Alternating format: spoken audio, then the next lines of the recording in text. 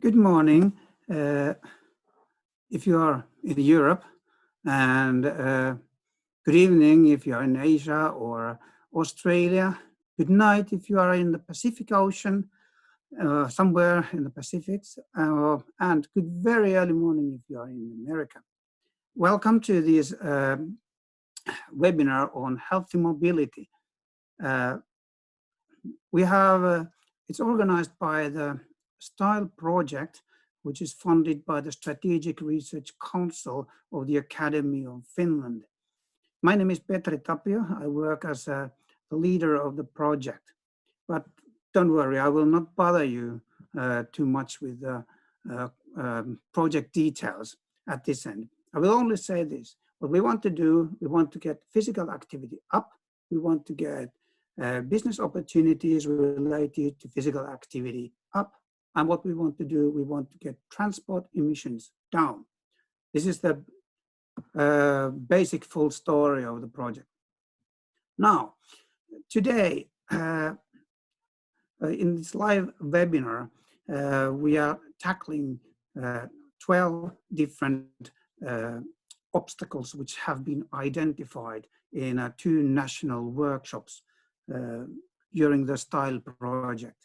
And what we have here on the agenda,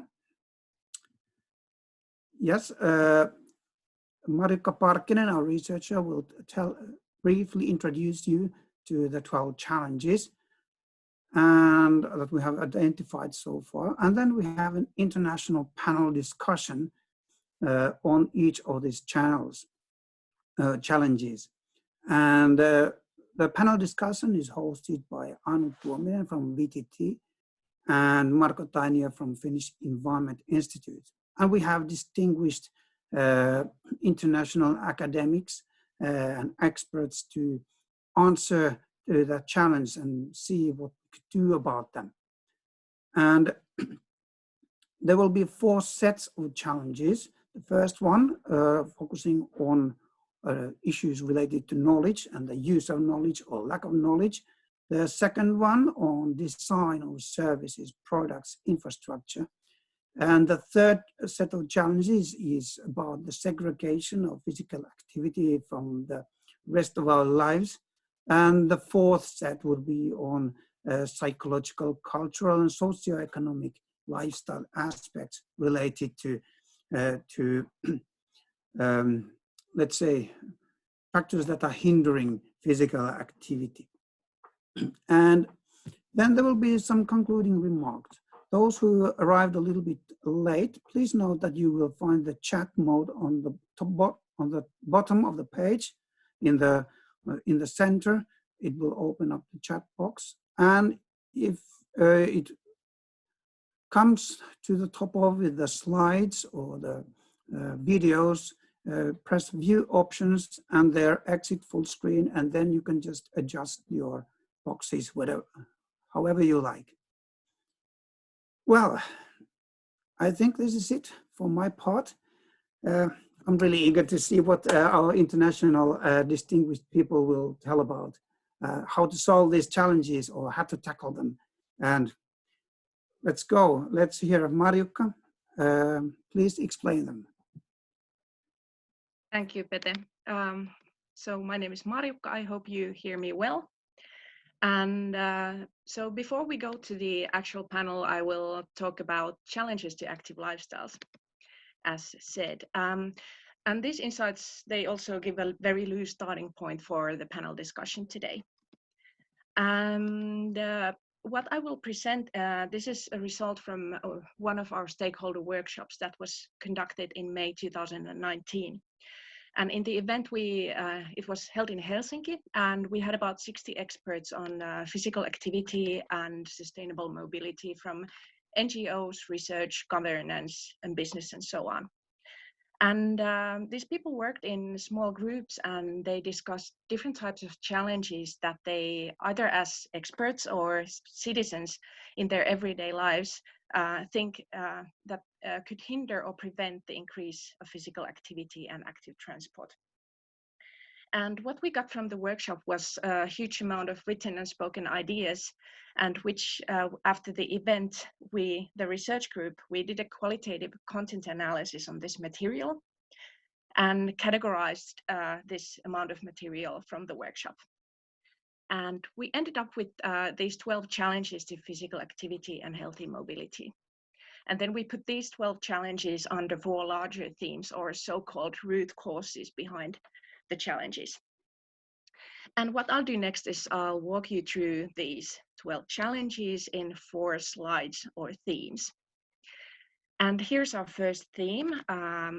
This is about lacking or disregarding knowledge on the advantages of physical activity and daily active transport. And the first challenge in this list, it addresses the unavailability of relevant knowledge, either in individual, societal, or organizational levels. In practice, it can be that there is not enough of knowledge to make informed decisions, or that the public decision makers do not completely understand the impacts and costs of non-active lifestyles. For an individual, this can mean that there is not enough of knowledge about bike routes, or that there is not enough of guidance for families or for kids in elementary schools concerning healthy lifestyles. And the second challenge is called skewed public guidance and funding. And this means that although we might have knowledge, it may still be disregarded due to other priorities. In decision-making, let's say short-term economic benefits are valued over the more long-term ones, and usually benefits from healthy lifestyles are considered to be the long-term ones. And what was also considered challenging is the lack of cooperation. So if those in power do not have a shared goal of increasing physical activity in the future, then governance will unfortunately remain atomistic. The third challenge here, excessive safety seeking. This is about how perceived risks and restrictions can get in the way of advantages that physical activity would bring. So in general, rules, bureaucracy, and control, they might prevent healthier lifestyles. A couple of very practical examples. Parents say that bikes are unsafe and it's better to drive the kids to school, or employers prevent walking meetings since it's probably less likely that somebody will sprain an ankle in meeting room than on the street. Then the second theme, this is about design in its different forms. And according to the first challenge here, there are not enough of products and services for everyday physical activity. If we think about the customers, it was said that there are not enough of so-called low threshold services, and the existing sports services or products do not necessarily match this plurality of needs that customers have. And from the business perspective, everyday physical activity was seen difficult to productize. So whereas there are plenty of services and products for organized sports, daily physical activity seems perhaps less trendy and provides less business opportunities. Second challenge, this is about urban planning. And one notion was made that services, especially in Finland, are more and more structurally centralized into larger units and situated further away from residential areas. So if we have long distances between our houses and our everyday locations, if the public transport isn't functioning well, and if biking and walking routes are poorly planned or maintained, then people will more easily choose private cars instead of active transport modes. And last one here considers technology, which is, of course, it has always been developed to make our everyday lives more convenient. But at the same time, different types of technological tools can minimize our need to move. In the workshop, there was also a lot of discussion on mobile devices and how they have changed our behavior. Screen time has increased, and we communicate more and more through devices than in real life. And I realize this is a bit different than May 2019, the times we're living now, but this was said then. Then our third theme is siloed physical activity, and this means that moving is in many ways separated from other areas of life. for example, the first challenge here, this is about our daily routines and how physical activity is segregated. It's more of an additional form of activity that is done in a special place, in a special time, instead of understanding activity as a natural part of what we do. And as a consequence, people do not move by chance. It's more of a planned action. Second challenge, here we go to the workplace, and it was said that physical activity is not a goal either for employers or employees. And somebody noted in the workshop that sweat doesn't belong to workplaces or to offices. One thing is that although organizations, they might invest in car parks, they may still lack the facilities to support active transport with, for example, dressing rooms, showers, or adequate bike shelters. And the third the third challenge in this theme, this is more about how we speak about exercise and how the image of what we consider to be the so-called right kind of activity, physical activity, is very narrow. So the prevailing ways in which we speak, they easily focus on exercise as performance, although it might be more encouraging to emphasize feelings of pleasure or joy or meaningfulness if we want to encourage people to move more. And media plays a very big role in this. Then our final theme, this is about personal priorities, emotions, and socio-economic aspects. And according to the first challenge here, hurry and pleasure seeking, they can both make us passive, even though everybody would know that physical activity is good for you. But in modern times, people are busy, and being busy is even considered to be a status or status symbol. So what we do is we take the private car because it's the easiest answer when you have to hurry from one place to another. Second challenge here, this is about many types of unpleasant feelings. They can come from bad physical education, memories, or moving just isn't on your comfort zone. And also it was said that the strong discourse on sports can be very alienating and even stressful for some people. And if people don't identify to be active in this exact way, then these imagined expectations and negative feelings towards active lifestyles, they may easily grow even more. And the final challenge, this is about social exclusion. So the prospects for active lifestyles are not equal for all because of, let's say, lack of economic resources or social contacts. You don't have enough of social contacts. Acquiring a new bike can be too expensive, or you don't have a friend or social group that would encourage you to move more. Also, some services may be designed in a non-inclusive manner and exclude people based on their gender or their cultural background. And this was actually it for me. We also had a second workshop where we considered more of the solutions, but since that is the topic of our panel discussion today, I will now give floor to our excellent panelists and our moderators, Dr. Anu Tuominen and Dr. Marko Tainio. And over to you, Anu. I think you are starting. Thank you, Marjukka. Yes, good morning, good evening, everyone. I'm Anu Tuominen from VTT, Technical Research Center of Finland, where I work as a principal scientist on unsustainable mobility, and I will host this webinar with my colleague Marko. Hello, Marko. Hello, everyone. So I'm Marko Tainio. I'm a director of the Sustainable Urbanization Program in Finnish Environment Institute, and I have quite a lot of background on doing exactly travel and healthy travel research. Okay, first of all, I'd like to thank our excellent organizing team on making this webinar happen, despite the unfortunate issue that the TRA conference was cancelled, where this session was supposed to be in the first place. So thank you, everyone. This is wonderful. And next, I think I could present our panel members. So here they are. We have a very nice combination of scholars and practitioners on board. We have Professor BILLIE GILES-CORTI from the RMIT University, Melbourne, Australia. Mette Granberg from the Helsinki Regional Transport Authority, where she works as a transport planner.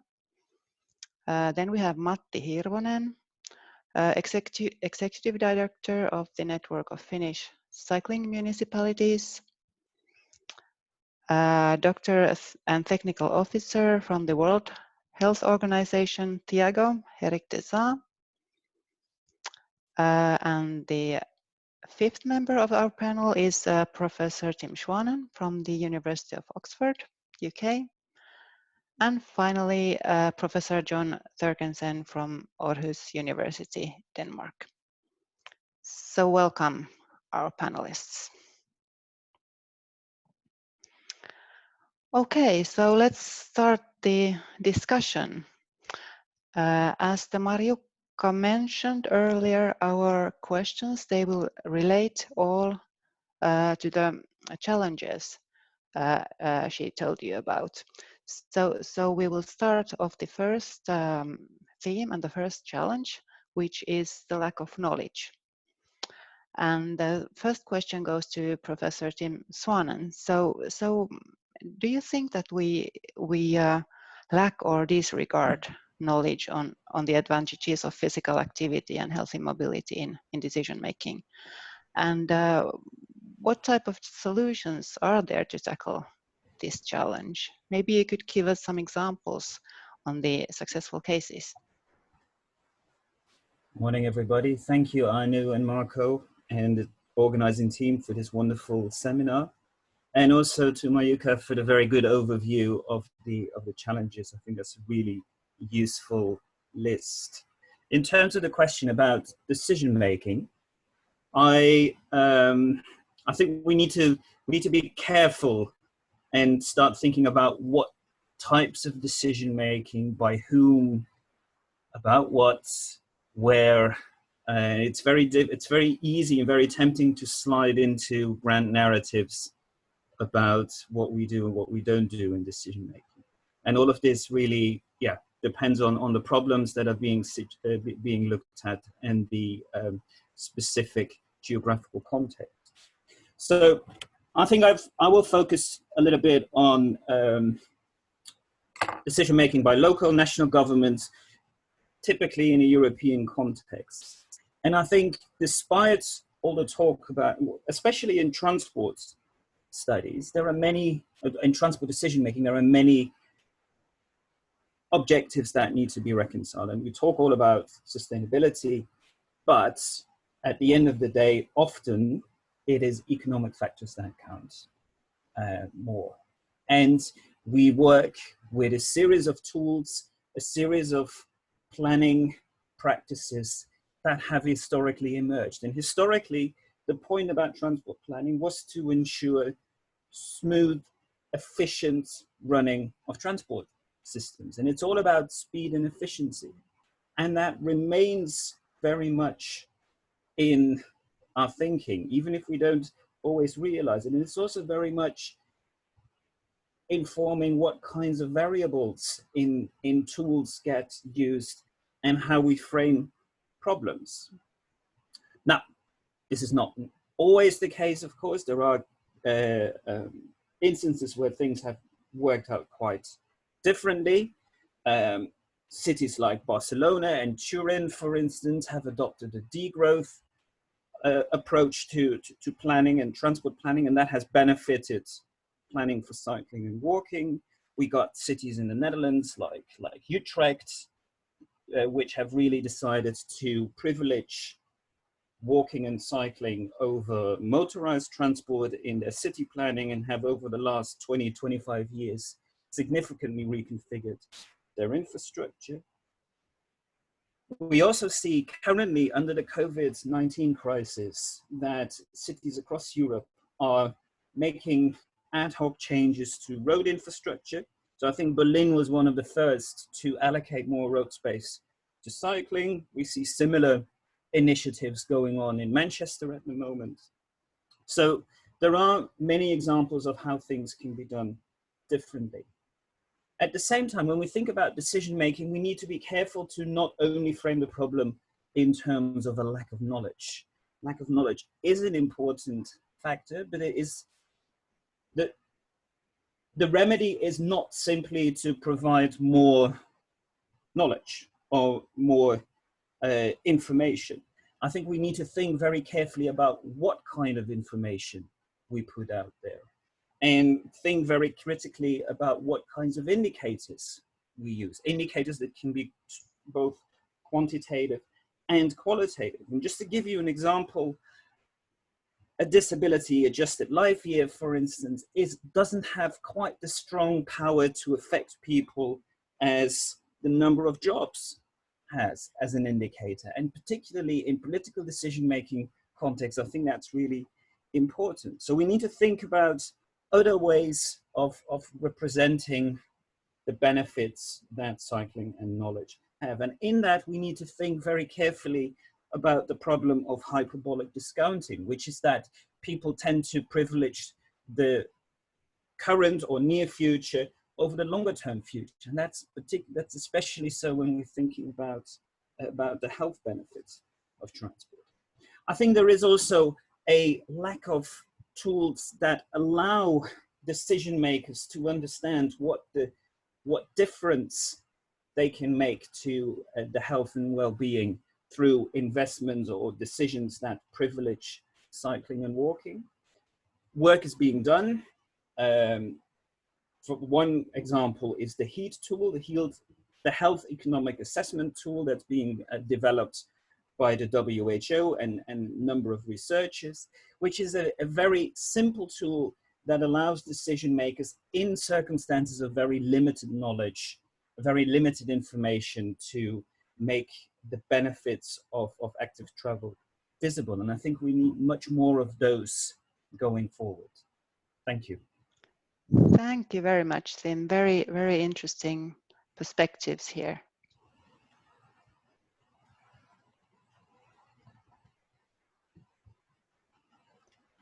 Okay, now we move to the second question on the theme 1, knowledge. And this time I would invite Professor BILLIE GILES-CORTI to answer to the 2 questions over here, which I will read first.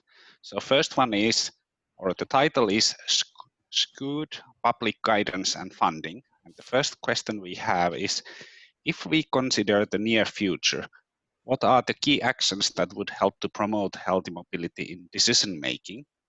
And second question is, solutions that promote healthy mobility are not necessarily seen as cost effective in short-term planning decision making.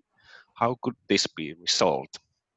Okay, welcome, BILLIE. Thank you, Marco. Well, I bring you greetings from Australia, and I think this is a very timely discussion because the topic of healthy mobility, of course, is related to sustainable mobility. We're talking walking, cycling, public transport. And when we think about cities, they generate 75% of greenhouse emissions and road transport around 16.5% globally. So the topic is really important. When I came back from holidays this summer, 7 million hectares of Australia was on fire. We lost 1,300 or 1,500 houses, and you would have seen it was alarming. It was disturbing. A billion animals were killed because of the fires. So this topic is timely and incredibly important. We have a climate emergency, and it's really important that we look to how we can move this agenda forward. Now, it's interesting, in 2011, the OECD put out a report on pedestrians, and I thought it was interesting because it said that if we wanted to increase walking, we needed transport planning and health ministers to work together to put in place the technical frameworks that would allow us to facilitate walking. Now that's an interesting perspective, I think, because it speaks to the need for integrated planning across each of, not working in silos, but integrated planning. Now, I think as researchers, we can say to policymakers it's really important that we have walkable neighbourhoods. And there was a really nice paper that came out in the UK, Steve Allender, I think it was Charlie Foster, and it was a guidance to planning and transport professionals about what they need to do to increase physical activity. And their comment was, tell us something that we don't already know. In fact, that was the title of the paper. And it really spoke to me, that paper, because it's no point saying, I think as an academic, create more walkable neighbourhoods. What we're charged with, I feel, as an academic, is to provide evidence about what we need to change and how much. And I don't believe that evidence is available. We have been working on that in Australia, and maybe some of you in Europe are doing the same thing. We've put out our urban livability checklist because, in answer to the question about skewed public guidance, it's not enough to say create walkable neighbourhoods. We need to say what sort of levels of density do we need, what sort of how connected to the street next need to be, how close does public transport need to be. We need to have better guidance about what that actually means to achieve the outcome, and that's what we've tried to achieve through our Centre for Research Excellence on Healthy Livable Communities through our urban livability checklist. So I think that's point one that we need to think about as academics, about how we can create better evidence that speaks to the people we're trying to change about what and how much, and to help people make the changes that we think are necessary. I think the next thing that's really important is about benchmarking and monitoring our cities. What gets measured gets done is our mantra. Is if we measure things, they get done. And so what we've been doing is actually taking the data off our computers and giving it back to our policymaker and practitioner colleagues, giving it to them so that they can see where across the city are there walkable neighbourhoods, and who are the ones, the winners and the losers, as we put it, and what can we do then to change the policies that will ensure that not just the people in the inner city get these sorts of neighbourhoods, get the cycle paths, get the walkable neighbourhoods, get the social infrastructure, but we see it across the city. And if you have a look, there's a little image there of our Australian Urban Observatory. This brings together an 8-year research program, but gives back to policymakers and practitioners all the data that sits on our computers. Usually it just sits on our computers and nothing happens, but we've mapped it. So we've looked at what are the characteristics of a neighbourhood that would actually encourage the sort of active transport behaviours that we're trying to encourage. So we've got the metrics, which are in our urban livability checklist, and then what we've done is we've gone and we've actually mapped it so that people can see what and why we're not achieving it. So in an area which is not very walkable, why does it get that score? It gets it because there's nowhere to walk to. There are no shops and services nearby. So it's really trying to provide data back so that we can actually get real about what we're achieving in our policies. And I think that's really important. And the next thing about, well, is it worth doing? Is it cost effective? And I think that's another issue. I mean, we've just heard about the heat tool that Tim's talked about, which I think is so important. That's been a very important development. But I also want to just point out, it's really easy to disregard the idea that a medium density is so much better than an outer suburban area, particularly during COVID, where people are starting to question density. But this very interesting paper by BILLIE Zapata-Diomede, who was one of our PhD students, published. She compared outer suburban development with medium density development, which was walkable and had the attributes that would encourage more walking. And she looked at all the incidence of disease and mortality from physical inactivity related chronic diseases. And what she found was that there were cost savings over the lifetime for every person that lived were exposed to a more supportive environment of $4,500 per person. Now that doesn't sound like a lot across the life course. You put that across the entire population, that is a very important, and it doesn't even consider the co-benefits or disbenefits. So it doesn't actually take into account the environmental impacts, the productivity impacts. So adding those in is really important. So I think that as academics, it's really important for us to be able to provide the evidence that will help our policymakers make better decisions. And this is some of the research I think that we could be doing that will help to achieve that.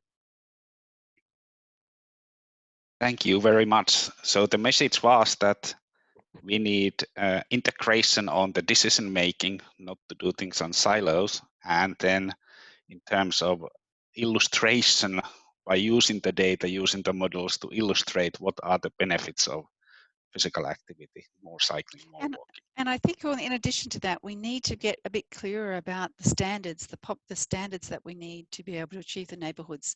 And that's what our urban livability checklist tries to do, is to give people back, some idea about the metrics. Great, thank you very much. Now I will move again to Anu. Yes, thank you. So let's continue with our next challenge, which is the excessive safety seeking. And here we have a question to Thiago de Sa. So if you consider both risks and benefits in the context of healthy mobility and decision making, do you think that safety is always safe? Safety is always healthy? And also, could you give us some examples on how to promote both healthy mobility and safety at the same time? So, Thiago. No, thank you very much. Also, Marco, Petri, and Maruka, and the organizing team for inviting us to this exciting workshop. It's a pleasure to be here. And I would like to start by saying that I will, of course, repeat some of the words that Billy and team have mentioned already. Because again, I think the mantra for all of us during this workshop is the need for a decision-making process that is really integrated and comprehensive, and that we have the standards, the data, the impact assessment tools, and the governance mechanisms to make it happen on the ground.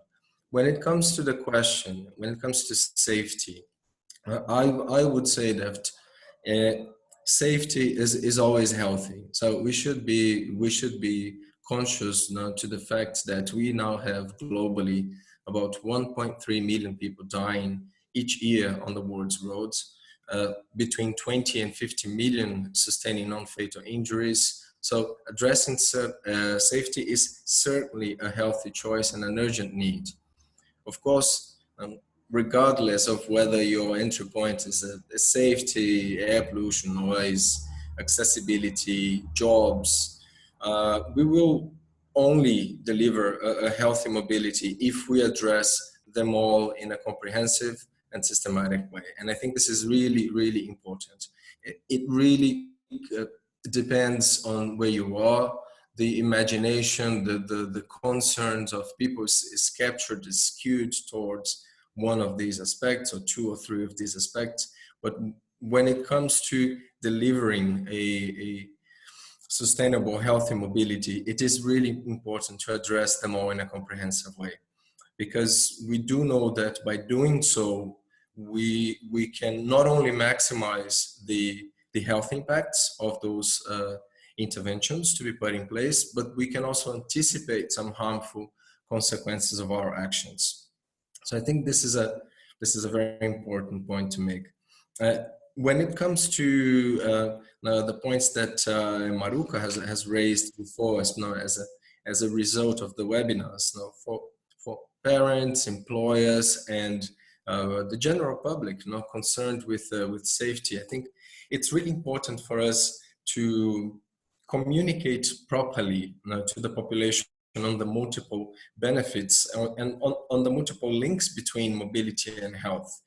But not only that, I think it's fundamental that we actively engage them in the planning process of transport and land use interventions. And here I would perhaps like to add one point to what Tim and Billy said, which is the fact that we do need governance mechanisms and spaces, not planning spaces, decision-making spaces in place that allows these multi-sectorial work to happen effectively, and in which everyone can bring their data, their expertise, the knowledge, and their different interests. Otherwise, it's really hard to have the buy-in and to have a successful implementation in a given city or in a given place.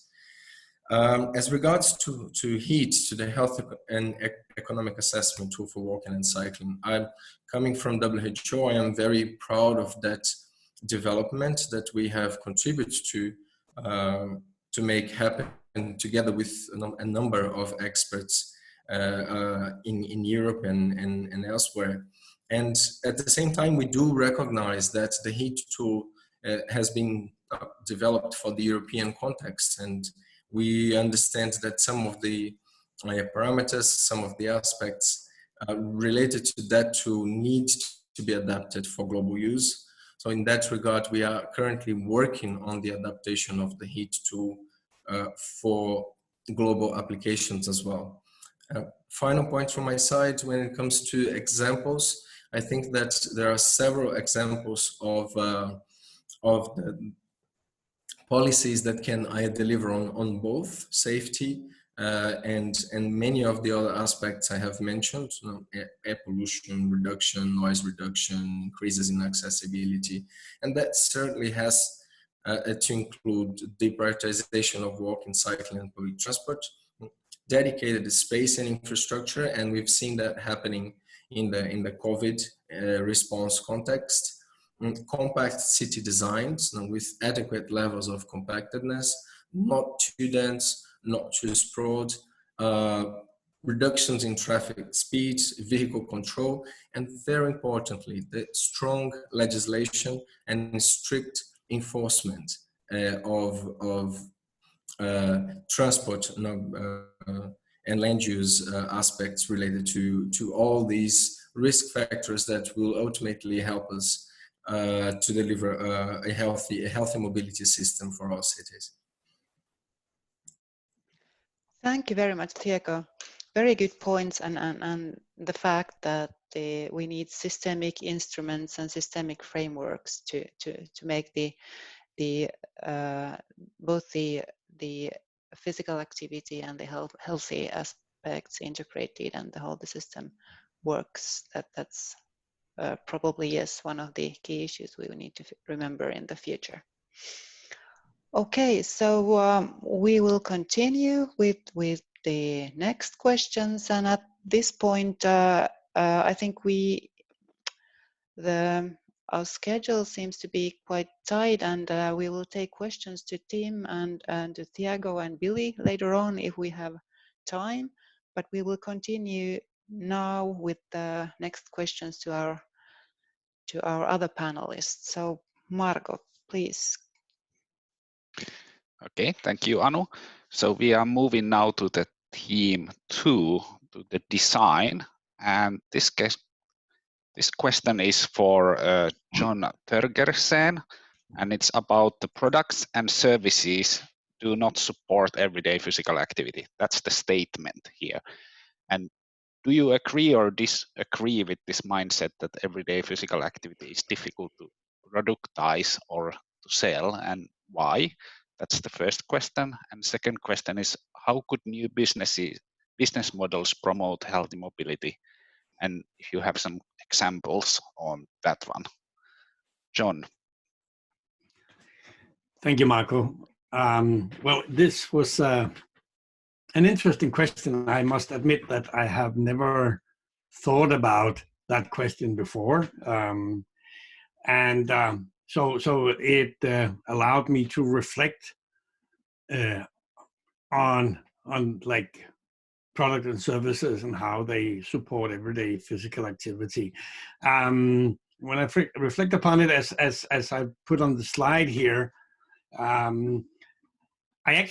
tend to disagree that the problem is that it's necessarily difficult to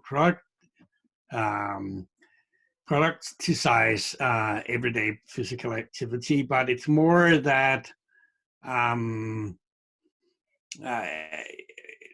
that kind of products are perhaps not that naturally in demand. As I've written here, I actually, if we look at it like historically and so on, it's pretty clear that what is in demand is comfort and convenience, and effort and exercise has historically been abundant, and it's also something that we want to minimize. So like we have developed a huge bunch of different motorized transport modes and other like modes that like means and products and services that makes life physically easier to us, because it overcomes some biological and natural limitations that we have, and therefore there is a natural demand for these kind of products and services. So it's actually relatively new in the history of humankind to have a demand for the opposite, like, because we've been very successful in reducing effort and physical activities. So like, whereas just 50 years ago, you would see a lot of manual laborers dying early because their body was simply not working any longer, and you still see that in developing countries. But whereas in Europe and the United States now, what you see is obesity and lifestyle diseases that and the people dying from that due to the sedentary lifestyles and so on. So like, but irrespective of that, like this of course still raised a really interesting question. What is going on there? Like, what would be business models? What are the opportunities in the modern life that could be gained? And like I believe that the business models are that would support everyday physical activities are definitely there, and more would probably be possible. Of course, as business models would need to create perceived value to people, to what would be then the customers of these business models. And of course, one important thing would be removing important barriers. I've listed like 3 things that could create values: removing important barriers, making physical activity more attractive, and creating new attractive forms of physical activity. When we talk about moving important barriers, like other panelists have already spoken about, like some of the most important barriers and ways of removing it, like BILLIE and Thiago and others have spoken about, like the walkability, cyclability, especially of cities, and of course these are like the more fundamental barriers, like that we have living areas and ways of living where walking and biking are seen as unsafe or too effortful. But that's of course the broader picture. I would say that's maybe more public investment rather than business models like we're talking about there. But in more detailed business models, one could think about with important barriers. One would like one example that I have like mentioned in my first bullet by below here is about bike sharing. Bike sharing systems are, well, tapping into different needs that people have. They can be ideal for solving the last mile issue as a supplement for public transport, like for commuting, for instance. Bike sharing could be the thing that would help you, like if to get the last kilometer to 3 kilometers from the public transport to work. That is, and there's of course other things that bike sharing can do, like bike sharing is also used, for instance, by tourists or visitors to towns and so on. Many of the bikes, like many cities in the world, have bike sharing arrangements, and actually my observation is that most of those actually don't work very well, like especially in Europe. We have in recent years seen new bike sharing business models, especially coming from China, that became very, very successful. And some of those have been also exported to some European countries, and there's been resistance against them, like for instance, in Denmark, where we of course have a lot of bikes already, but like Danish cities have banned some of these Chinese bike sharing arrangements. I've had the pleasure of experiencing the new Chinese bike sharing systems in China in like the first years when they started, and I was actually impressed by some of the details of the design in terms of removing barriers. Like, so one thing that was characteristic of these Chinese bike sharing arrangement was first that they were abundant, and they were where they were needed abundantly. They were very cheap, so you could you removed the barrier in terms of money, and then with the integration with mobile phone payment systems, which has become extremely popular in China and became so much earlier than in Europe. They are also growing in Europe, but not at all to the same extent. So in the payment for these bike sharing arrangement in China became integrated with mobile phone apps that practically everybody had, at least in the big cities in China, and which made it extremely easy to get the bike when you wanted it, to rent the bike, and the payment system there. Like, so it removed a number, you could say, of smaller barriers, making it much more practical to use than the systems that you see in many big cities of Europe, and therefore they were actually used. And I think I think all of us, many of us will know that there's many other problems with these Chinese bike sharing systems, but I think by studying how they remove barriers, that's like an important thing. The other 2 points that I mentioned is making physical activity more attractive and creating new attractive forms of physical activity. And one of the things that has exploded in recent years, or become much more popular, like the likes of Apple Watch and Fitbit, which is much cheaper, of course.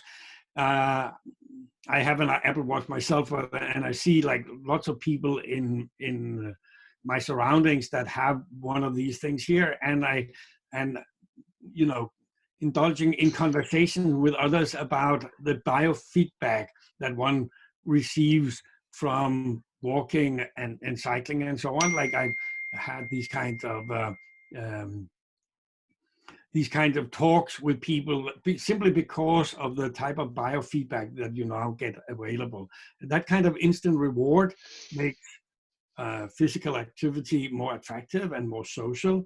And I think there's something here that I would like to see studied, like how much these types of biofeedback systems actually stimulate physical activity. And the attractive forms of physical activity I mentioned there, of course, are more like attractive forms of physical activity is making it fun. And I've noticed that a number of computer-based media actually has that to it. There's been a lot of talks on TikTok that very popular among young people Chinese thing that apparently also involves a lot of physical activity. Pokemon Go is, was an idea, at least for a period, a very popular game, getting people out of the home and walk. Game consoles such as Wii that also makes physical activity fun and social. These are just examples of that it actually is possible to develop products that can make physical activity more attractive. But of course, it doesn't change the fact that there are more demand still on comfort and convenience, and I think that's perhaps the bigger problem. Okay, thank you very much, John. That was a slightly provocative question, but that's how the panel discussions work, and I especially like your mentioning this kind of gamification of physical activity, but also reminded that in certain cases where the physical activity has been able to be monetized, there has become some conflicts, like with these Chinese shared bikes. But thank you, John. We will move on next to the Anu. Yes, we will move on to our next theme, which is infrastructure and urban planning. And here we have a question to Mette from Helsinki Regional Transport Authority. So we were wondering if you could give us some examples on how urban planning increases healthy mobility. And maybe even further, if you could imagine an attractive and inclusive urban space that promotes healthy mobility into year 2030. So what would be the key elements of that kind of space? Please, Mette. Thank you, Anu. And hello to everyone. It's a great honor and a joy to be able to be part of this excellent panel. And I have the great joy to talk about infrastructure, which is one of my favorite subjects. So first of all, we know for a fact that physical activity reduces overall mortality rate. And we also know that you don't have to be an Olympic athlete to gain from physical exercise, but actually very moderate amounts of exercise are adequate. For example, 20 minutes per day, or if you like 3 hours of cycling weekly, they get you to about the same amount of 30% reduction in your mortality rate. So that's really doable for many people. And when we come to the physical activity part, we know that the urban environment plays a really big role in how people move. And we know that the urban environment can enable certain kind of mobility, or it can invite to certain kind of mobility, or it can tolerate certain kind of mobility. And if the question is about tolerating certain kind of mobility, for example, walking or cycling, then it actually means that the urban environment is inhibiting that kind of mobility. A couple of years ago, I had the pleasure to hear Mr. Bas Grovers, he's Dutch, I hope I didn't pronounce that terribly wrong, talk about this same theme, and he used a really nice metaphor that I'm now going to lend. He talked about what will happen if you go to a party and you feel like you're being tolerated. So obviously, first of all, you won't stay there for very long, and second of all, you won't come again. And I think there is still a lot of this tolerating walking and cycling in many places of our infrastructure. And that's something that we have to work with, because in urban infrastructure, the supply has a really strong influence on the demand. And of course, we also know that active modes reduce air pollution, and they are also healthy, not only to the people who use active modes, but also to other people, inhabitants and areas. Okay, so then we have the Danish famous guy, Jan Gehl, who talks about making your invitation serious. And I think this is important, that we really have to make places that invite people to walk, cycle. And then one could argue, I have argued, that infrastructure, that's a difficult case, because we are in some ways kind of like hostages of past planning paradigms. With infrastructure, we have to work with what we have. But what this Corona crisis has shown us all over the world, people are rolling up temporary lanes and making more space for pedestrians. And it's been just amazing to see this kind of development. And it's a signal of that when there is a will, there is a way, and we can actually make quite fast changes to our infrastructure as well with quite small money as well. About the vision for the environment, well, obviously, I would like the urban environment to invite active mobility, and how to do that. Well, in design, the fastest and shortest routes have to go by walking and cycling, and the car has to go around these dense areas with a very slow speed. So obviously, if the places are designed for cars, then we use cars because we are not stupid. But if places are designed for walking and cycling, then we use those modes. And of course, again, quoting Gail, human senses, human scale, those are important. And we actually already know quite a lot about what people like. People like plants and trees, we like greeneries. They don't have to be like forests, just small parts of green. They are also quite efficient. And also colors. So I'd like to see more plants and more colors, more life in our urban environment. That's my vision for 2030. Thank you. Thank you, Mette. I also like your vision. It's pretty similar to the visions of many of us, I think. Yes, and the invitation for cycling, that's a very, very nice wording to remember for us in the future as well, especially after this crisis we are facing right now. Okay, so thank you very much. Let's continue to the next theme. Okay, thank you. So now we are in this theme design. We started as what could be done to as a technology and business-wise to make people more active. But now we look kind of at the other side of the coin, and here we have Professor Tim Schwanen talking on passivating technology, and the two questions we have given are: please give some examples of new technological digital innovations that make us more physically active. And second one is, please provide some examples of new technological and digital innovations that promote healthy mobility. Welcome, Tim. Thank you, Marco. Of course, there's a lot of talk about how new digital technologies have turned us into sedentary social aliens almost, sort of stuck behind a screen, sitting somewhere. But the role of technology is much more complex in relation to mobility, active mobility. And I think you can think of that role as, on new digital technologies, as allowing three things to change. One is the coordination of service provision. The second is the provision of real-time information on a whole set of things. And thirdly, it's about arranging payments, cashless payments across service providers.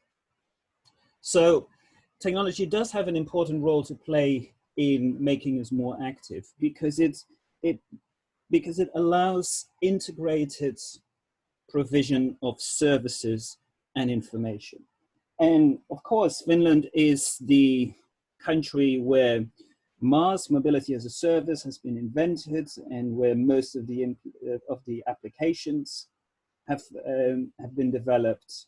And this is one of the areas where we see things changing.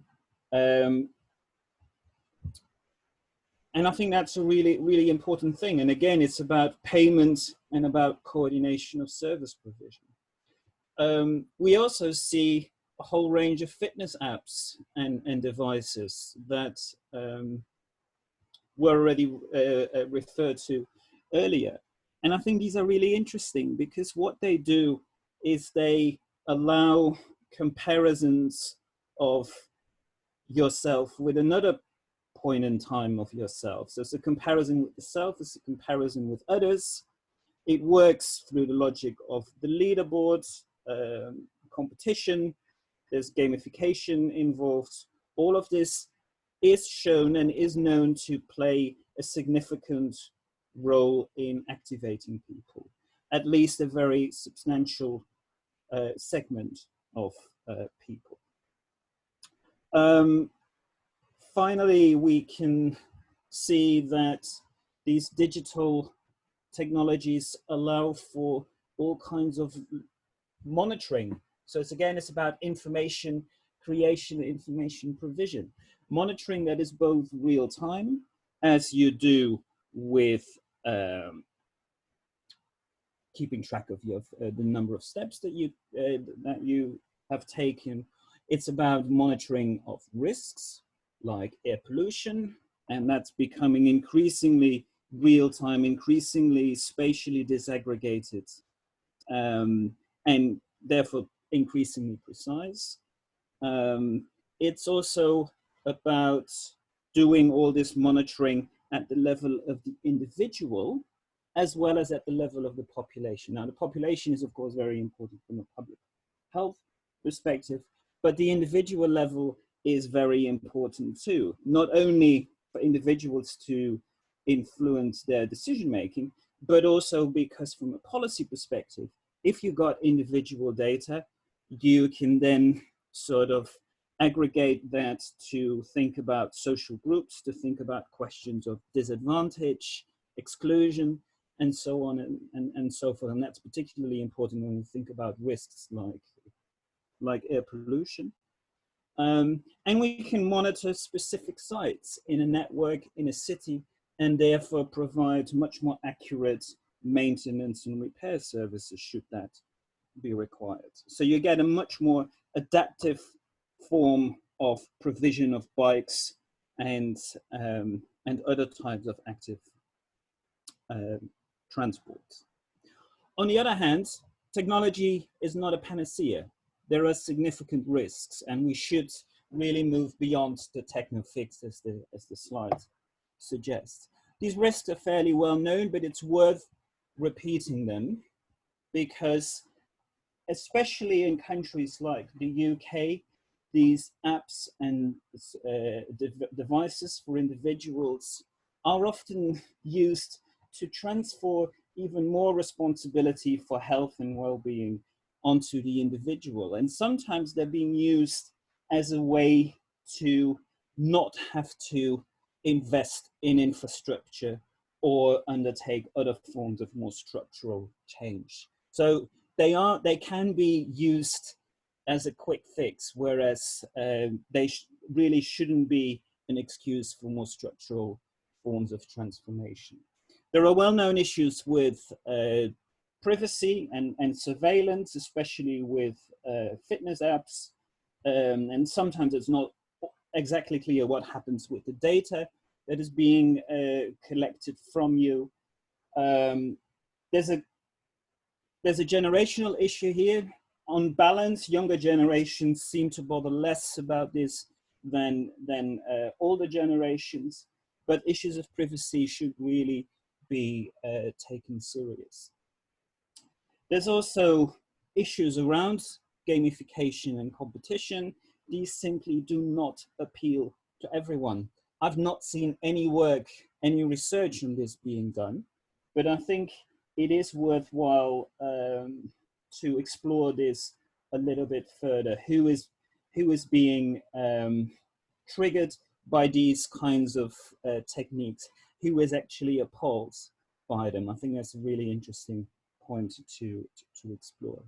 And because of this, there is obviously self-selection in the use of these technological devices and especially of apps. And if it is on the basis of true choice and if it's voluntary, that's perhaps not as problematic as when this becomes really an issue of digital exclusion, digital divides, where some people can simply not participate because of various factors that can range from not having a credit card to not being able to afford certain services, to having some kind of learning disability or another constraint that allow you to participate in these digital forms of activating technology. Thank you. Thank you very much. There were plenty of excellent points over there. I like the first one over there, the multimodal travel. In my mind, it's a little bit understudied area on how much physical activity you do as a part of multimodal travel, but also the surveillance privacy in now with the time of coronavirus and with some countries or many countries discussing on possibilities of in practice mass surveillance of people's movement to track down the infection routes. How will that one change the picture over here? That will be very interesting. So yeah, thank you, Tim, and we will continue to the next theme. Anu. Yes, thank you. At this point, I would also like to remind you that have a look at the chat. There are lots of interesting discussions going on there related to the previous discussions and previous questions. So have a look at there and join the discussion. Here we continue on the theme 3, segregation. And the next question goes to Matti. Matti, you have cooperated a lot with the municipalities, and maybe you could mention some key solutions that could play a role in the integration of physical activity in everyday lives of people, because physical activity is often seen as a separate part of the everyday life. And maybe you will have also some good examples from the municipalities, how they have promoted physical activity as a part of everyday life. Please, Matti. Yes, thanks. It's a great pleasure to be here with you. My key solutions are obviously practical, but I like to start with cycling to work instead of using private car. Mostly because if it's one of our biggest time resources, we kind of disuse in Finland and in many other countries, and distances and why only cycling here, of course walking too, but I mean the potential of replacing short and a little bit longer car trips as well by bicycle is significantly bigger than walking, but of course then we need this mobility chains and bicycle train walking, for example, and bike sharing systems has served very well to strengthen this trend. E-bikes are one of the thing, and as many examples show us, the most effective way to make changes happen is promote e-cycling and at the same time implementing high quality cycling infrastructure like cycling superhighways and top quality lanes, for example. Then cycling and walking to every possible daily affairs, food stores, shops, hobbies, and like we heard before, one of the biggest hinder why not to cycle and walk is the distances. But in urban areas, at least, most of the daily affairs can be done by bicycle if we just a little bit change our mindset and supporting it with the good infrastructure. Then cycling and walking with children. If you, for example, ask from Dutch, which is the most important thing they have done for cycling, I thought before that it's their world-class infrastructure, but they always say it's cycling education. So we kind of had to educate the generations after generations to the active mobility and starting from trips to kindergarten and school. The so-called family bikes, cargo bikes, e-bikes, cargo e-bikes, they have made it much more easier during last 5 years.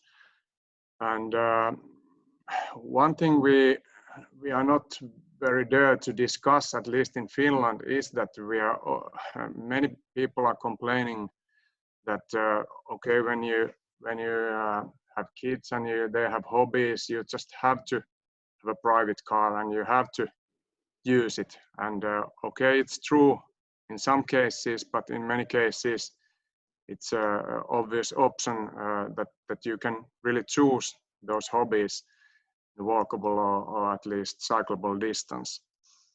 And what's even more important, that we try to make this all happen year-round as much as possible. In Finland, there's a certain paradox that our best cycling cities are Oulu and Joensuu, up north and eastern side in Finland, heavy winter. And the key issue there is that they have a cycling culture that supports very much year-round cycling. Of course, maintains excellent route network, but also encouraging campaigning and educating school children to that kind of lifestyle. Well, good examples from our municipalities. We have 117 membership municipalities at the moment in my network, and there's plenty of good things happening and has happened. But if I just mention some of them, bike sharing systems, Jörgen already told us something about them.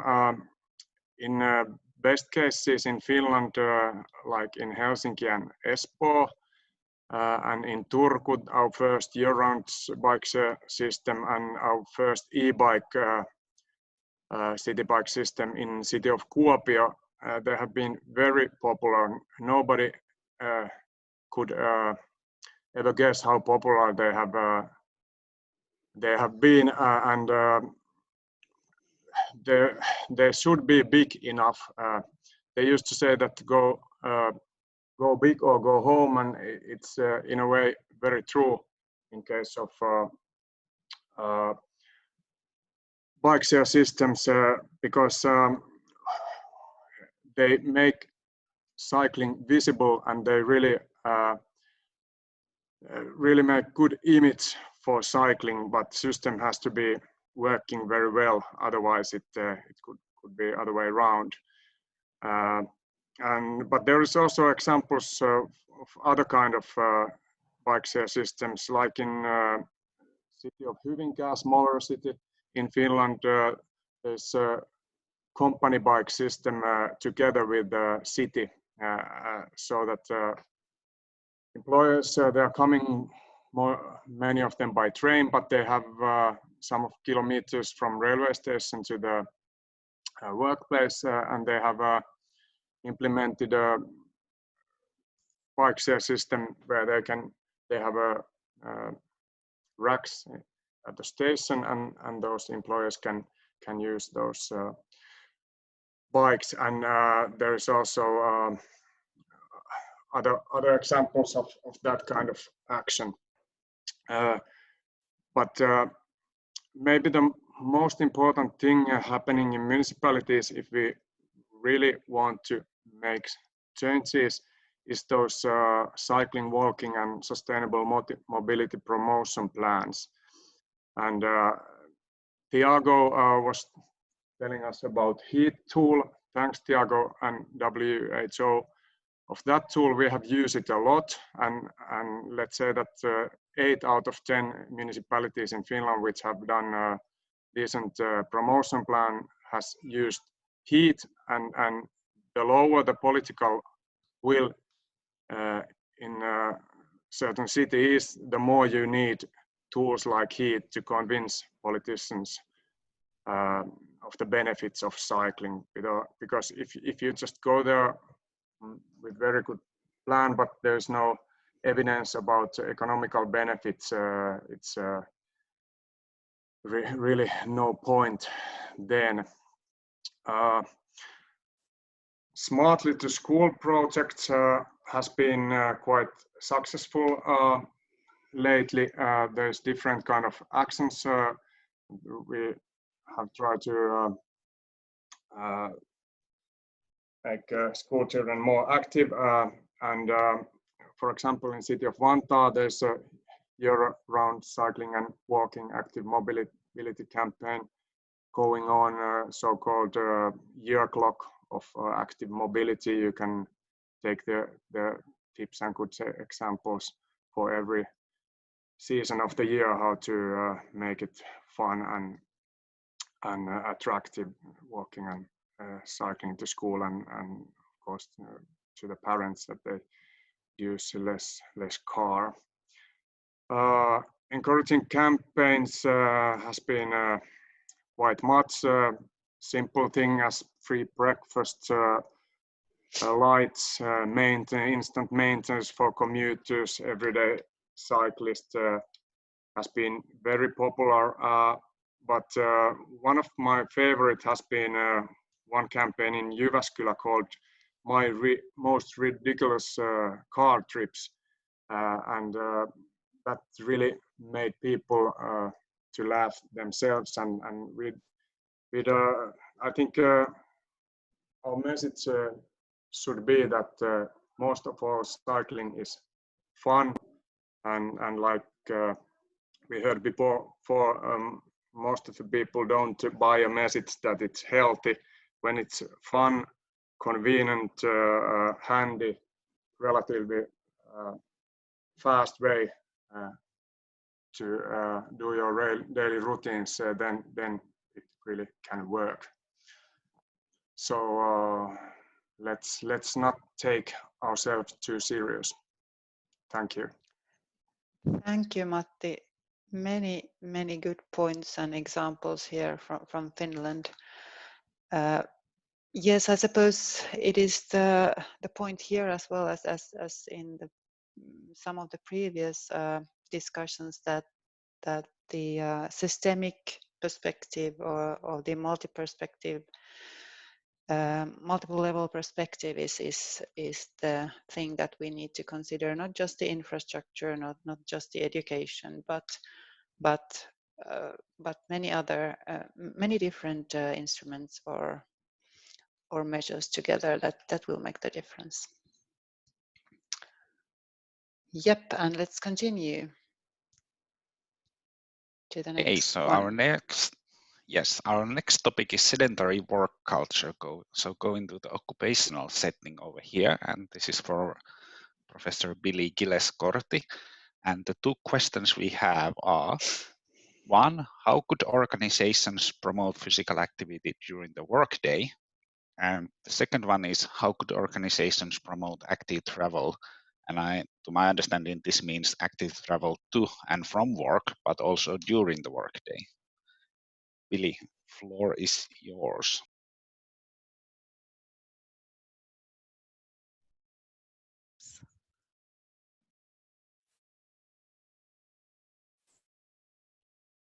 I don't hear anything right now. It says my video, cannot start your video because the host has stopped it. The host is stopping my video. Anyway, you don't need my video, I can speak, and you've seen me before, so you don't need to see me. I can start. There's global recognition that we've got a need for active workplaces, and there's two ways that that workplaces contribute to people's health and well-being and their physical activity. First of all, there's obviously the physical activity side, but there's also sedentary behaviour, and sedentary behaviour is ubiquitous. It accounts for in adults, about 46 to 59% of the day is made up in sedentary behaviour. And during COVID, of course, we're being more inactive than we could ever imagine if we're working from home and sitting in front of our computers, and we're contributing to that. I hope you're standing as you listen to this, and please stand and do some squats or something. And and it accumulates during the day. So the way we commute to work, and that is affected by how far we have to travel to work. So the location of employment, it accumulates at the workplace, and that depends on a number of things. It's the type of employment. So if people are desk bound, if they're engaged in employment, blue-collar workers now often have labour-saving devices, which on the one hand is good in terms of their health, but in terms of their long-term health. But of course, it also makes them more sedentary during the day. If we're driving to work because we have to get to work is a long way away, all of these factors contribute. But there's also the policy side of the workplace. What are the workplace policies around physical activity, sedentary behaviour? What are the workloads like? If it's a really intense work environment where we've got so much work on our plate, and that's policy, we can make policies where people do need to have breaks. It's really important. And I guess the occupational norms, if everyone's expected to sit at their desk, if that's the norm, if the boss is the person who's sitting at the desk all day, that creates a norm about what we're expected to do at work. Now in 2018, the World Health Organization put out their More Active People for a Healthier World, and it talked about the 4 activities that are really important to encourage physical activity. First of all, the idea of creating active in societies, and that's in the workplace. That's around promoting the co-benefits for a physically active workplace. Of course, there's the health benefits, and that's good for individual workers, but it's also good for the organisation in terms of reducing absenteeism, often retention of staff, people who are attracted to workplaces who feel like they care about themselves, care about their workers. At RMIT, where I work in Melbourne, we have what we call I call it the bike Hilton. The bike shed is so attractive. It looks like the Hilton. So I feel like the workplace really cares about me as a staff member because we've got this fantastic bike facility.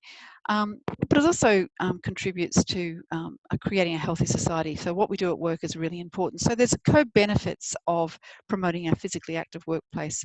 Then there's the creating of the active environments, and that's can be in a number of different ways. The way we design our workplace, is it a workplace that is designed to encourage incidental activity throughout the day, or is it designed in pods where we just sit all day at our desks, where we're encouraged not to move throughout the day? That's really important.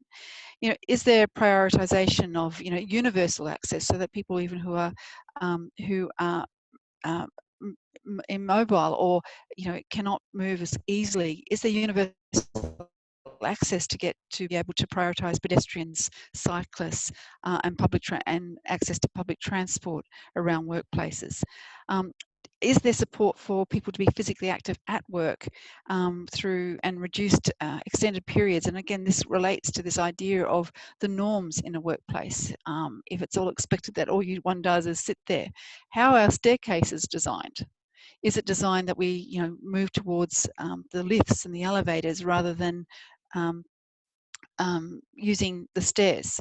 Are there walking meetings? Are we encouraged to have walking meetings? And we heard before that some organisations don't encourage physical activity during the day because they're worried about people injuring themselves.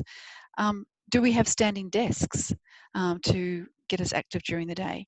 And of course, in addition to that, for the more sophisticated workplaces, the idea that we could be encouraging active people by creating opportunities at work, even if the workplace doesn't providing the space so that people can self-organise and organise physical activity programs at work, yoga classes, walks at lunchtime, this sort of thing. So I think that's really important that we think about the total workplace and how we could encourage both physical activity and also sedentary behaviour. Now, in terms of active travel, of course, a big part of this is, do we have the facilities at the workplace, showers, places to change? And as I mentioned, safe places to block your bike. At RMIT, we have what we call the bike Hilton, lovely showers, nice change rooms, great an iron where you can iron your clothes, hair dryers, but even hair straighteners. So it's really like a luxury bike environment, bike facility, which encourages people. So in terms of encouraging people to use it, it's very easy at some workplaces to have a place to put your bike and also to get change? Do we incentivize active travel rather than driving the car? We often provide people with, you know, free parking, bike and car incentives. We provide as a work privilege to get, you know, subsidized driving. What about subsidized biking as an alternative? So there's lots of opportunities, I think, for workplaces to be part of this important agenda.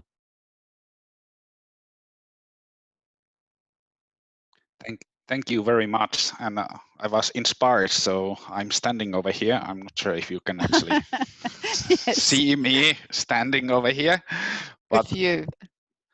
I think the key message I get from that one is that it's a lot about the culture and norm. So if there is an culture in the workplace that you can be physically active either while coming to the work or during the work days, and it's considered that's fine, then the other issues kind of follows, and something like Bike Hilton is a sign of that culture. Sure, I think that's exactly right, Marco. And I would encourage everyone to stand while you're standing in front of your computer tonight. Do stand, because it's really good for your health and well-being to be having regular standing. So, okay, thank you, Billie, and thank you, Marco. moving to Anu. Thank you, Marco. Yes, our next topic relates to the previous one. I think this is about the narrow-minded views on physical activity, and I'd like to turn back to Matti on this one. So do you think that that our mindsets concerning this sort of right type of physical activity that we can do, has it changed? And who are the key stakeholders to change these mindsets or discourses, and how could that be done? Thanks, Anu. Nice to continue. Yes, it has changed a little bit, at least in Finland, in a right direction, in my point of view. Thanks, for example, to our national very good recommendations, which are emphasizing active mobility on a daily basis, like walking and cycling, more than kind of sporty lifestyle. But I think the main problem still remains, because like I said before a little bit, that most of the people don't buy the message of being sporty or physically active, and most of all those people who would need it most. So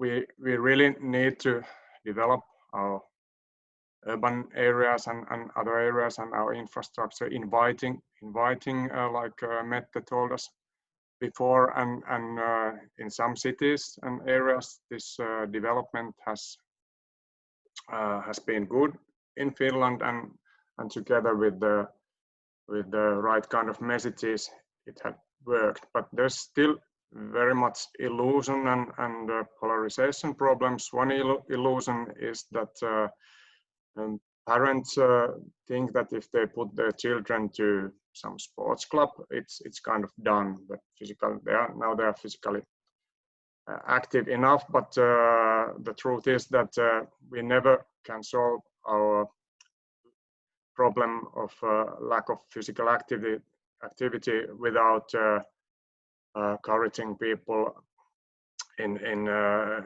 normal daily trips to use their feet and bicycles and other active modes of mobility. And also in Finland, we are kind of proud of how many of our school children are walking and cycling to school. In a way, it's true, yes, but when it comes to winter, the drop-off is huge. And it's a good example what we really can do about it, because the differences between different cities in Finland, they are also huge. Of course, there's different drivers. Like if you have a very good public transport system, it's harder to get the number of cycling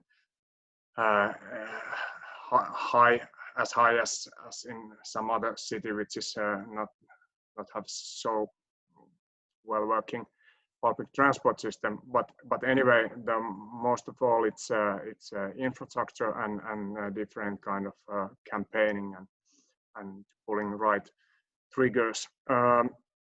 Also, cycling in winter is a good example for adult attitudes. The same people who are going skiing, for example, they are not maybe considering that they can also in wintertime cycle to work, for example.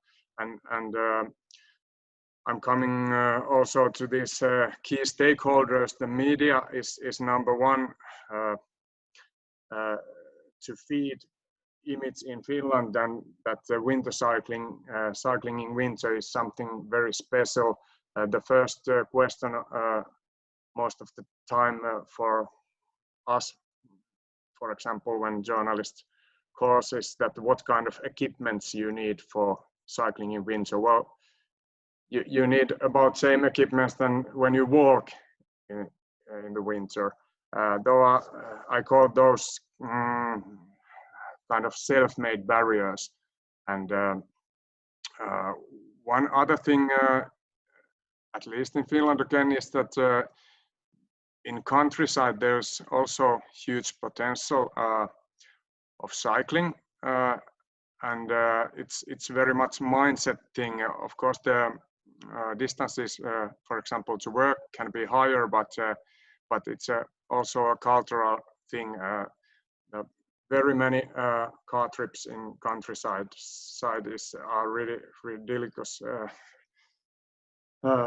very short, and we definitely can change that by campaigning and right kind of messages. But what are the key stakeholders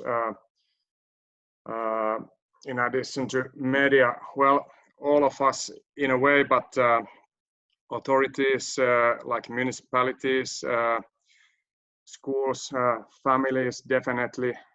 Also research institutes which are very present in this project. We really have to consider very carefully what our message in different target groups are. And in case of cycling, it's the message really should be that it's fun, easy, and convenient way to get from A to B, and it makes you happy instead of it's healthy but dangerous, which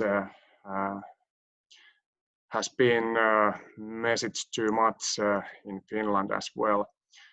And yeah, I like to point out that we really have to communicate the physical activity without mentioning it at all. Like we try to make in a way we have to teach people more physical activity more than tell them to do it.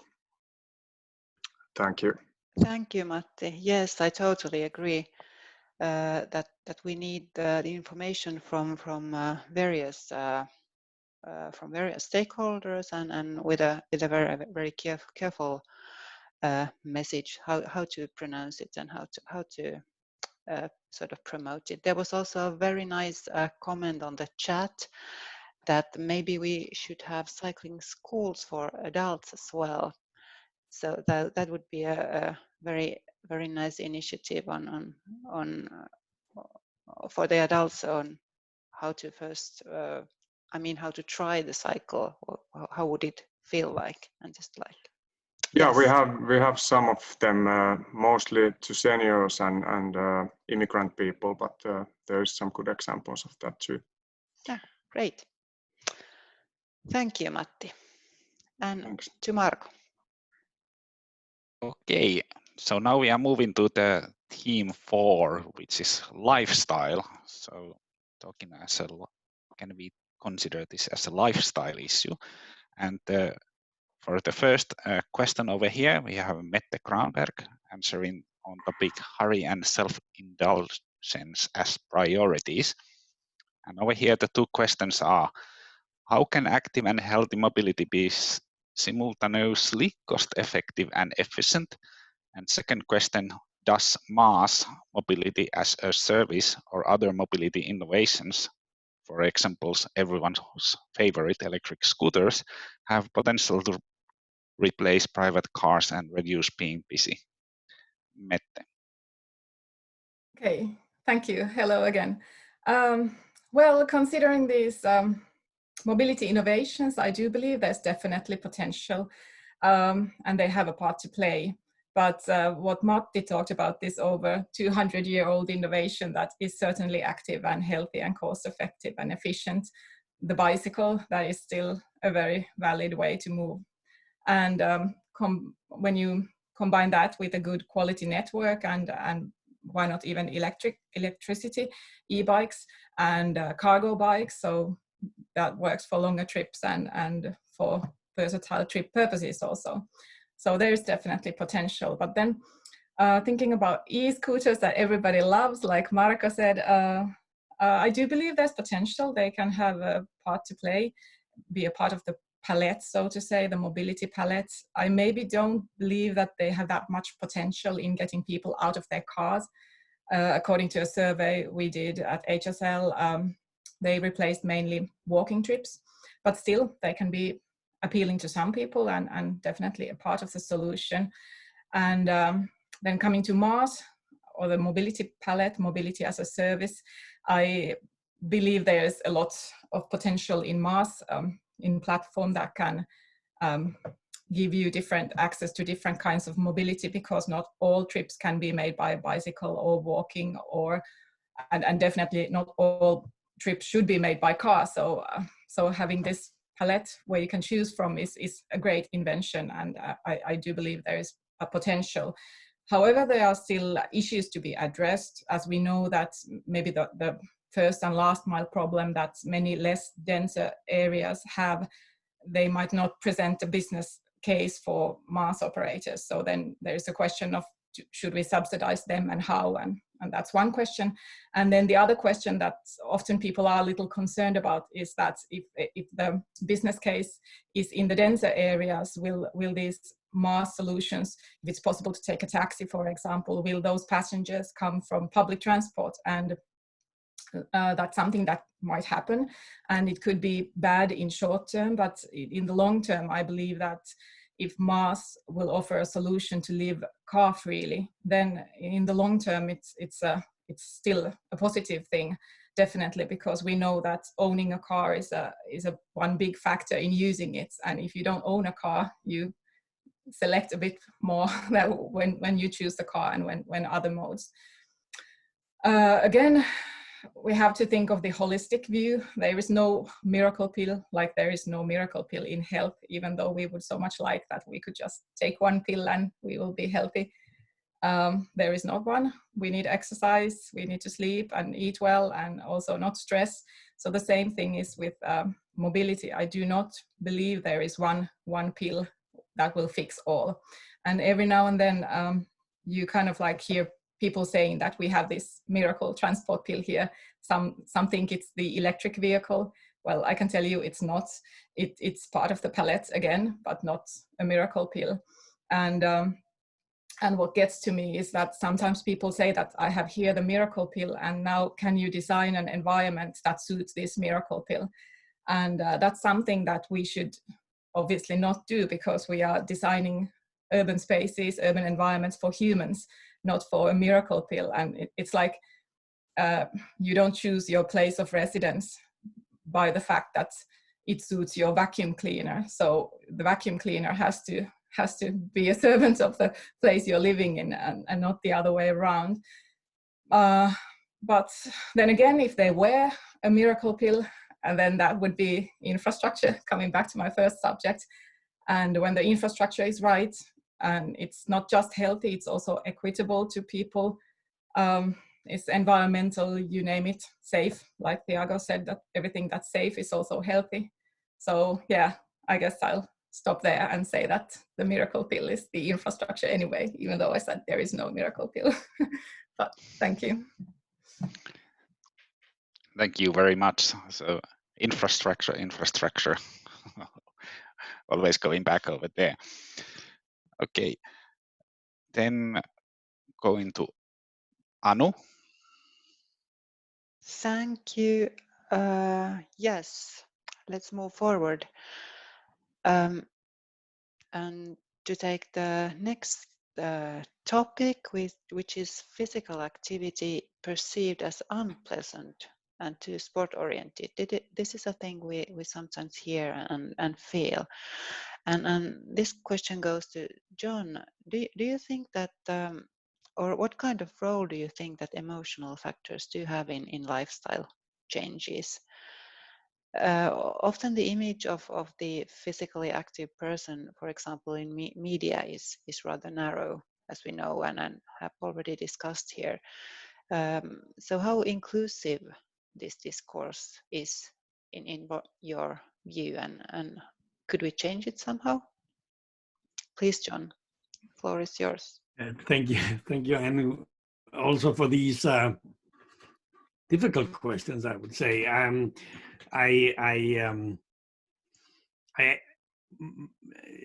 tend to agree, like that. Well, I tend to think that emotional factors have a role, but it's maybe not the biggest role. Like as Mette said, infrastructure is probably more important. As I mentioned here, like of course, lifestyle is something that develops over a long time, and emotional factors have a role to play in terms of changing lifestyle factors, but maybe not like the biggest role. Like as what I could think of was that you might be enticed to try biking and walking if you haven't done it before, because you see attractive or convincing models using these forms, and therefore you vicariously think this is attractive, and you become more willing to try it. But I believe that for actually trying it, you need the opportunities and the context that makes it possible, and you need rewarding experiences for keep trying it. And so when it comes to the issue of emotional factors, the problem is that physical activity is actually often unpleasant. As one person wrote on the chat, cycling is not fun for everyone. Like, so if you are obese or old and frail, that might, be problematic, and you might be scared or frustrated from cycling. But also, if you're just a normal person, like Matthew spoke about cycling in the winter, and I must say that I find that cycling is often unpleasant in the winter, and like if it rains or if it's snowy and slippery, both cycling and walking can be actually pretty unpleasant. So these are realities, and of course, the question is, what can we do about it? And I think that like especially Billie, but also Matthew, have given a number of good suggestions already for how to build that, and not least education among the children, and like getting good habits as children are important. When it comes to the kind of lifestyle image in the media, like portraying like a cyclist, a fit young athlete, these kind of media portrayals, according to research, are mostly important for people who don't have experience themselves. And in,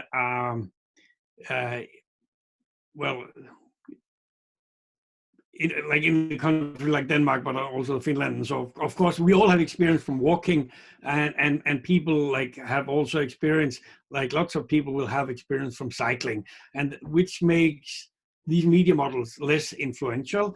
also less problematic. But of course, it can matter for certain groups, as already discussed earlier, like immigrants and so on, and where having cycling schools and so on for these specific groups can be a really good thing. We also have that in Denmark. So what I actually think that's the things that have been discussed also earlier, like that the social networks that we have at home or work are more influential than the media.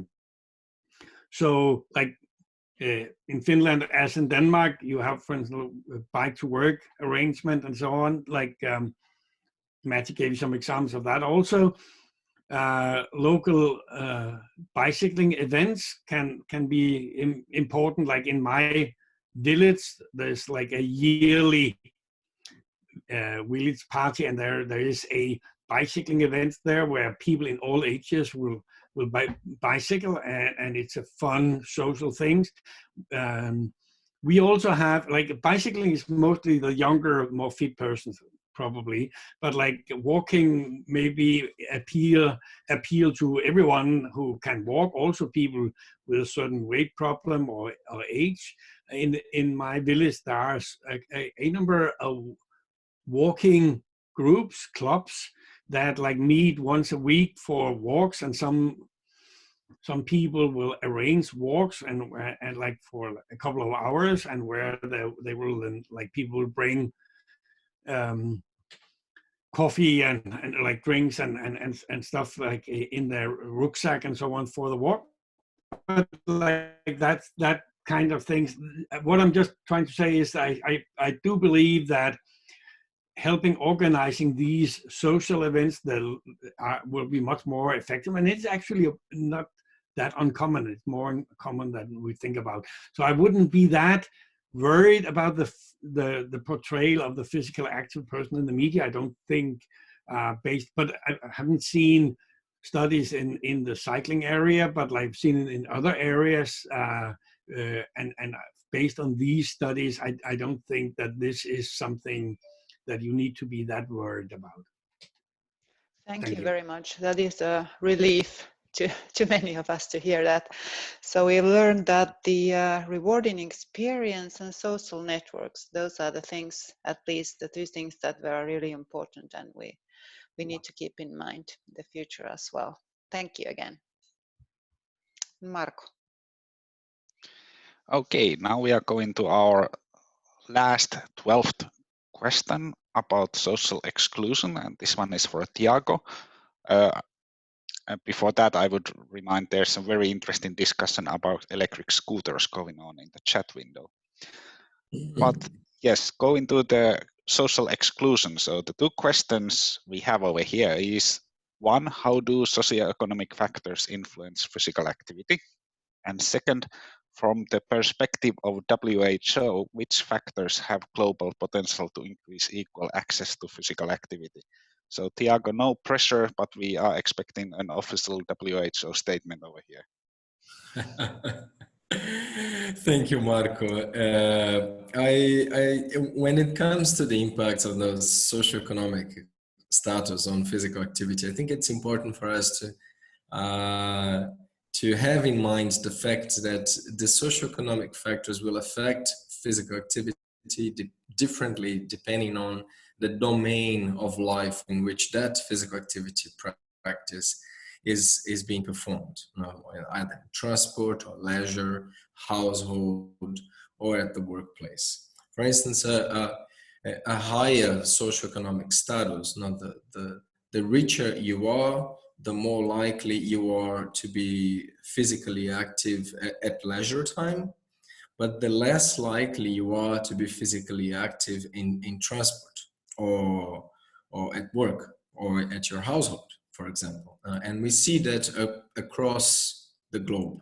So I think that the most important message here is that there is not a single relation between socioeconomic status and physical activity, and we really have to look into the domain-specific areas of physical activity to have that relation properly addressed. And I think that this poses us a challenge, you know, when it comes to promoting physical activity, because of course the strategies to do that and the factors we have to look at are very different. So as regards to the four main factors, and I think that those four factors I'm going to mention now applies to to all these domains and to the differential relations between socioeconomic factors and physical activity in those domains as well. Of course, I'm taking these four factors, areas of intervention from the Global Action Plan on Physical Activity and Health for 2018 to 2030. You've heard some of that in Billie's intervention already, so I'm glad to have that as a nice segue for my next point. Of course, one of the aspects we have to consider is to create active societies. So tackling some of the social norms and attitudes that we have discussed here now through different strategies. Now we know that, for example, in many places across the globe, women are either strongly discouraged or sometimes even forbidden to cycle, or many people are not willing to walk at night because of concerns with personal safety or harassment, particularly in the case of women again. So creating active societies also mean addressing some of those challenges, addressing some of those barriers, and working to either reinforce positive social norms or to change the ones that are preventing us from being more active in all the domains I've mentioned. Create active environments. We've heard from the colleagues the importance of spaces and places and the appropriate adequate infrastructure for physical activity practice. Now, I really liked the way Matt phrased it when it comes to environments inviting people to cycle and to walk. And of course, it is also important that this environment embraces, preserve, and protect walking and cycling that are already happening. And in many cases, and I'm comfortable in saying that in most cases around the globe, walking and cycling is less of a choice and more of a need. It's the only alternative poor people have to move. So also making sure that we have the environments that will preserve and protect that practice. Create active people, so offering the programs and the opportunities and the reinforcing mechanisms for people to have the healthy choice, the easy choice, right? So I think a lot of focus is given on the role of individuals, and we do know that they do have a role to play, but that is certainly not the only aspect to be addressed, not the only factor to be considered. And we do have to support them and create an enabling environment for them to change their behavior or to maintain a behavior that is positive. Create active systems, so having the governance mechanisms, the policy enablers in place for us not only to promote physical activity in all these domains, but also to make the physical activity that is needed not only safe but pleasant, and very importantly to address health inequities in this context as well. So I invite you all to have a close look and be actively engaged in the strategies described and some of the interventions proposed in the Global Action Plan on Physical Activity and Health. And that is our guiding document from a WHO perspective on how to promote physical activity and by 2030 and achieve the targets that we have set to ourselves. Many thanks, Tiago. I pick up from there a sentence which could be, it sounds even a title of a report, maybe a report from this session, which is Healthy Choice, Easy Choice, or make a healthy choice an easy choice, and make it that for all the socioeconomical groups. I think that is the aim we have. Thank you for all our panel discussions. We have gone through all the 12 questions now, and thank you from behalf of the organizers. And I will next move the talk for Tapio, who will say some final remarks and close the session. Tapio. Thank you very much. Yeah, thank you, Marco and Anu, for moderating the discussion, and our brilliant panelists for your wise words. I would also like to thank the people participating to the chat. I think there's lots of interesting information with links to original sources of information, and excellent set. I can perhaps confess at this point that I was a little bit worried before when we started making this webinar, having 10 people included in some role or the other, and possibly witnessing some technical problems and not hearing voices and all kinds of stuff, and then doing overtime. But none of this happened, so I knew for what I was not worried about was on the content, because I knew that there will be some really good and interesting issues. Now, can we have the next slide, please? Yes, some conclusions from the webinar. Actually, I stole this the breakdown from Tiago and Billy. We have to move on with multiple targets, multiple overall comprehensive systemic change in the whole healthy, sustainable mobility. If we want to get physical activity up, business options up, and transport emissions down. And I added to this nice set of active people, active societies, active systems, and active environments, I added a few verbs based on the slides that I read from the panelists yesterday. For active people, we should encourage people. We should try different stuff. We should try to do bicycling. We should try to do stuff that we didn't. Sometimes we trial leads to error, but many times also leads to kind of enforcement. And then we share the good practices with each other. For active societies, I think societies need to promote, test practices, measure them, and provide facilities, provide the infrastructure. Active systems need to support our behavior towards more sustainable mobility. We need to research on the systems in a thorough manner. And of course, systems need to be built or rebuilt. For the active environments, I think to inspire is the key word. Possibly this stemmed from the what Mette talked about in her first speech.